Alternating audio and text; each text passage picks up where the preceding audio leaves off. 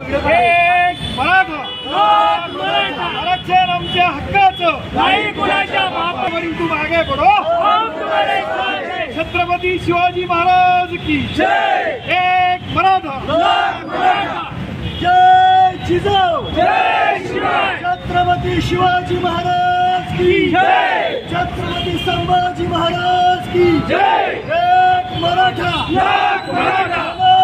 जाएंगे, तुम आगे बढ़ो, हम तुम्हारे साथ हैं। जीतेंगे हम सब लड़ेंगे, जीतेंगे हम सब लड़ेंगे। मराठ्यांना ओबीसीतून आरक्षण मिळालंच पाहिजे, मराठ्यांना ओबीसीतून आरक्षण मिळालंच पाहिजे। देवेंद्र फडणवीस, देवेंद्र फडणवीस, देवेंद्र फडणवीस, देवेंद्र फडणवीस। काय सांगणार आहे? आपल्या महाराष्ट्राचं वातावरण तापलेलं आहे। मुस्लिम हिंदू समाजामध्ये तेढ निर्माण होत आहे। विशालगडामध्ये जे प्रकरण घडलं, काय नेमकं याच्या मागे कोण असेल तुम्हाला? सर्वप्रथम सर्व समाज बांधवांना जय शिवराय। मी सर्वप्रथम एक स्पष्टपणे बोलतो, विशाळगड म्हणजे छत्रपती शिवाजी महाराजांना पन्हाळगडावरून जेव्हा महाराज निघाले आणि विशाळगडावर महाराज पोहोचले, त्या छत्रपती शिवाजी महाराजांना सुरक्षित ठेवणार तो विशाळगड आहे प्रथम। दुसरा विषय असा, तो ऐतिहासिक किल्ला आहे, ऐतिहासिक वारसा जपणं हे आपल्या सर्वांचे कर्तव्य आहे। हे असताना त्या विशाळगडावर अतिक्रमण झालेलं आहे, स्लॅबचे घरं झालेले आहे, ते अतिक्रमण काढलेच पाहिजे हे मी स्पष्टपणे सांगतो। परंतु सध्या या महाराष्ट्रामध्ये मराठा समाज एकवटलेला आहे, तो त्यांच्या आरक्षणासाठी, त्यांच्या हक्काच्या आरक्षणासाठी। आणि आता या सरकारने संभाजी महाराजांना तिकडे पाठवून या आंदोलनामध्ये कुठे फूट पाडायचा निर्णय, फूट पाडायचा प्लॅन केला की काय असं आम्हाला वाटतंय। त्यामुळे समाज आता हुशार झालेला आहे, समाजाला कोणी आता वेड्यात काढू शकत नाही। समाजाला माहिती आहे विशाळगडावरचं ते अतिक्रमण आजचं नाहीये, गेल्या अनेक वर्षापासून तिथे अतिक्रमण करताय लोक। त्यावेळेस कुठे गेले संभाजी महाराज? मला संभाजी महाराजांवरून बोलण्यात कमी मोठा नाही, मी त्यांचा आदर करतो कारण ते आमचे वंशज आहेत। परंतु संभाजी महाराजांनी आता जरांगे पाटलामागे उभं राहणं ही काळाची गरज होती, विशाळगडावर जाणे नाही।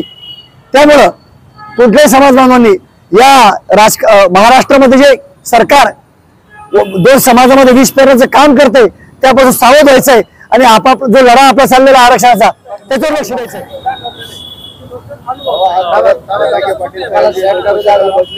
काय सांग संदेश देणार युवकांना तुम्ही? आज परत जरांगे पाटील उपोषणाला बसलेले आहे, कारण आपले देवेंद्र फडणवीस साहेब आणि एकनाथ शिंदे साहेबांनी जे आश्वासन दिलं, पत्र दिलं, ते त्याच्यावर खरं उतरले नाही असं तुम्हाला वाटतं? ज्या वेळेस मुंबईला असंख्य समाज गेला त्या ठिकाणी त्यांचे पायच खातले, वाळू सरकले आणि त्यावेळेस इथले यांना ग्राउंडला जाऊ द्यायचं नाही, यांना इथंच देऊन मोकळं करायचं म्हणून त्यांनी आम्हाला अल्टिमेटम दिला आणि तिथं जाहीर केलं गुलाल उधळला त्या आणि छत्रपती शिवाजी महाराजांची शपथ घेतली आणि त्या गुलालाचा अपमान केला। आणि प्रत्येक वेळेस जरांगे दादाला उपोषण करायला भाग पाडणारे सरकार त्यांनी ह्या मराठा समाजाला थापा देऊन आतापर्यंत इथपर्यंत आणलेला आहे। आता मध्ये सुद्धा 1 महिन्याचं अल्टिमेटम दिलं तरी त्या ठिकाणी सुद्धा आजपर्यंत काही केलेलं नाही। परत 20 तारखेला परत आज जरांगे दादा उपोषणाला बसले।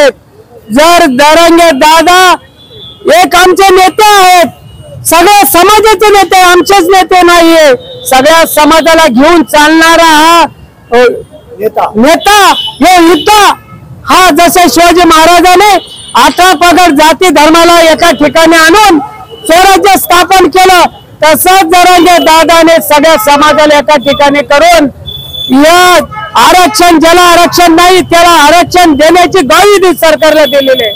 तरी हे जरांगे दादा आता थांबणारे नाहीये, त्यासाठी आम्ही सरकारला जाहीर आश्वासन देऊ शकतो, लवकरात लवकर जरांगे दादाचा अंत न पाहता आपण मराठा समाजाला ओबीसीने आरक्षण द्यावं, 50% आत द्यावं आणि सगळ्या सोयऱ्याची अंमलबजावणी करावी आणि जरांगे दादाचा अंत पाहू नये। नसता येत्या विधानसभेला जरांगे दादा सगळा धर्माला सर्व जाती धर्माला धरून सर्वांना 288 जागा लढून तुम्हाला जागा दाखवल्याशिवाय राहणार नाही, हीच ग्वाही आपल्याला मीडिया समोर देतो। आणि छत्रपतीच्या समोर मी सांगू शकतो, हे प्रत्येकाच्या रक्तात बिनलेलं आहे। कारण जरांगे दादा हा सामान्य व्यक्ती नाही आहेत, शिवाजी महाराजांनीच हे पाठवलेलं असावं। आता ही व्यक्ती, कारण ही शक्ती कोणाच्याही पाठीमागे उभी राहत नाही, ही जरांगे दादानी एका ठिकाणी कशी आणली, त्यांच्या पाठीमागे फार दैव शक्ती असावी। शिवाजी महाराजांचं कार्य, ते पुढे राहिलेलं कार्य त्यांच्या हातून पुढे होणार असावं। या हेतून त्यांनी हा लढा पुकारून यशस्वीरित्या शेवटपर्यंत आणलेला आहे। तरी उर्वरित काही लवकरात लवकर या सरकारनं आपल्या डोक्या ठिकाणावर ठेवून आपण त्वरित आरक्षण द्यावं हीच विनंती करतो आणि मी इथंच थांबतो। जय शिवाजी, जय शिवराय। दादा, जरांगे पाटील परत उपोषणाला बसले, पण माग माध्यमामध्ये बातम्या होत्या का त्यांच्या जीवाला धोका आहे, गावावर ड्रोन फिरतं त्यांच्या आसपास घरापासून, काय आतापर्यंत सरकारने त्यांचं संरक्षण दिलं की नाही? मागे जे जरांगे आमचे संघर्ष योद्धा मनोज जरांगे पाटील यांच्या गावी जे जिथे थांबले होते ते 2 भेट्या मारत होतं, हे सरकारचं पूर्णपणे षडयंत्र होतं। यासाठी झुंजार छावा संघटनेने रस्त्यावर उतरून एवढं मोठं आंदोलन केलं होतं, ते आंदोलन पूर्ण आपल्या झाटा फाट्याचे जिजाऊ चौकामध्ये मोठं असं आंदोलन झुंजार छावा संघटनेने केलं। आणि या आंदोलनाचं यश म्हणून सरकारने त्यांना 4 गणधारी मनोज जरांगे यांच्या रक्षण व्हावं यासाठी सरकारने याची अंमलबजावणी केलेली आहे।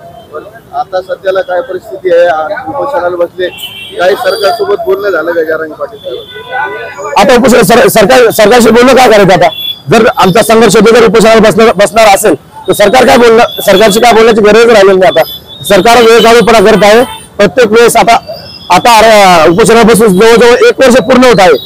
प्रत्येक वेळेस सरकारचा एक माणूस येतो, ज्यूस पाणी घालतो, गाजर दाखवून जातो आम्हाला, पण यावेळेस लोकसभेमध्ये जो समाजाने सर्व समाजाने एकत्रित येऊन जो सरकारला मोठं गाजर दाखवलं आहे, असंच गाजर हे विधानसभा जेव्हा येईल तेव्हा पण मोठं गाजर दाखवून सरकारला घरी बसवल्याशिवाय आम्ही राहणार नाही। जरांगे साहेबांनी मुस्लिम समाजाला, धनगर समाजाला पण आरक्षण देण्याची ग्वाही दिलेली आहे, काय सांगणार तुम्ही? आमचा जो संघर्ष आहे हा प्रामाणिक आहे। प्रामाणिक म्हणजे ते शब्द बोलण्यात तसे बोलतात, ज्याही समाजाच्या, मुस्लिम समाजाच्या कुणबी नोंदी सापडल्या आहेत त्यांनाही आरक्षण देण्यात आहे। ज्याही समाजाच्या कुणबी नोंदीमध्ये नोंद आहे, जे 57 लाख नोंदी सापडल्या त्यामध्ये काही मुस्लिम समाजाही सापडल्या, तर संघर्ष योद्धाने जातीभेद न करता मुस्लिम समाजाला आरक्षण द्यावं खुलेआम बोलणं आहे। आता कोणताच नेता नाही जो खुलेआम बोलतो, म्हणून जरांगे यांनी खुलेआम बोलून मुस्लिम समाजाला कुणबी नोंदी सापडल्या त्यांच्या देण्यात याव्या हे स्पष्टपणे सांगितलं आहे। त्यामुळे मुस्लिम समाज असो, बौद्ध समाज असो, ओबीसी समाज असो, हा सर्व समाज आज मनोज संघर्ष योद्धा मनोज जरांगे पाटील यांच्या मागे आज ठामपणे उभा आहे। आणि हा जो लढा आहे हा गैरबंधाचा लढा आहे। त्यामुळे सर्व जे सभा, जे शांतता रॅली, जे मोठे मोठे आंदोलन होत आहेत, यामध्ये उत्स्फूर्त प्रतिसाद हा सगळ्या समाजांचा मनोज जरांगेसाठी दिसत आहे।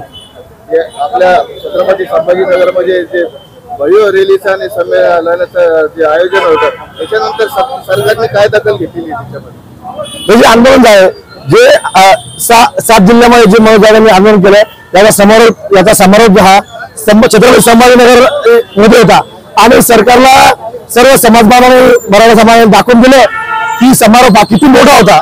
जवळजवळ 15 लाख लोक या संभाजीनगर मध्ये उपस्थित होते। पूर्ण जालना रोड हा त्या दिवशी सुट्टी जाहीर झाली होती। एवढी मोठी आंदोलन, एवढी मोठी शांतता रॅली संघर्ष योद्धा मनोज जरांगे पाटील यांच्या नेतृत्वामध्ये संभाजीनगरमध्ये समारोप झाला। आणि सरकार खूप घाबरले, सरकारला खूप प्रेशर आलाय, पण यामध्ये त्याचा बोलता कोण आहे हे सर्वांना माहितीच आहे। कोणीतरी याला अडवण्याचा प्रयत्न करते। प्रत्येक वेळेस जरांगे सभेमध्ये कसा खुट्टा घालता येईल, आंदोलनामध्ये कसा खुट्टा घालता येईल हा कुठे षडयंत्र करून तरी बघत आहे। आंतरवादी सराटीमध्ये जे हाकेम असले हा पश्चिम महाराष्ट्रामधला आहे, जातीने धनगर समाज आहे, हे समाजासाठी न लढता हे सरकार पुरस्कृत हाके त्याला हेच गाव का निवडलं आंतरवाली, त्याला का पश्चिम महाराष्ट्र नव्हता का? पश्चिम महाराष्ट्रामध्ये धनगर समाज खूप मोठा आहे, पण हा सरकार पुरस्कृत होता। त्यांच्या आंदोलनाला काही यश मिळालं नाही हे सर्वांनी जगजाहीर पाहिलं आहे.